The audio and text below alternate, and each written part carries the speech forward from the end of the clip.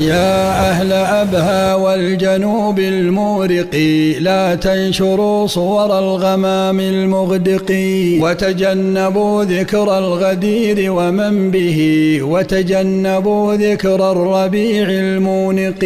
أولى بنا الحر الشديد وأنتم تحت البراد وفي الهواء المطلق. لا ينبغي لك أن تروع مؤمنا فتريه بردا في اللهيب المحرق. شوقي إليكم قد تجاوز حده، فمتى عسى تحت الغمامة نلتقي. لو كنت طيرا طرت نحو دياركم حالا، ولم أرقب ضياء المشرق، لأشم ريح الفل من وديانها وهواءها ومياه واديها النقي، وأرى الكرام بها